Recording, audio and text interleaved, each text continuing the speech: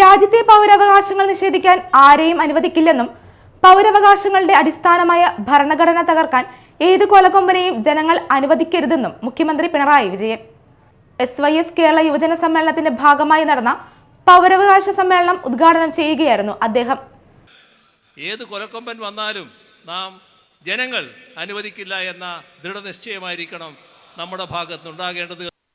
4 പേർ കൊല്ലപ്പെട്ട സംഘർഷത്തിന് കാരണമായ സമ്പലിൽ മസ്ജിദ് ഭാരവാഹികളുടെ ഭാഗം കേൾക്കുക പോലും ചെയ്യാതെയാണ് സർവേ നടത്താൻ വളരെ ധൃതിയിൽ ഏകപക്ഷീയമായി കോടതി ഉത്തരവിട്ടത്.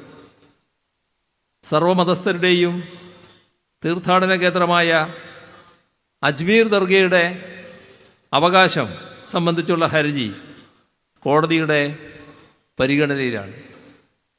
ആരാധനാലയങ്ങൾക്കുമേൽ അവകാശവാദം ഉന്നയിച്ച് രാജ്യത്തെ വർഗീയമായി പിളർക്കാനുള്ള ആസൂത്രിത ശ്രമമാണ് നടക്കുന്നത് എന്നാണ് ഇതെല്ലാം കാണിക്കുന്നത്.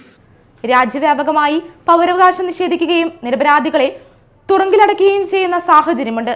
സംഘപരിവാറിന്റെ ഗുണ്ടാ സ്ക്വാഡുകൾ സ്വാതന്ത്ര്യ സ്ഥാപനങ്ങളെ വേട്ടയാടുകയാണ്.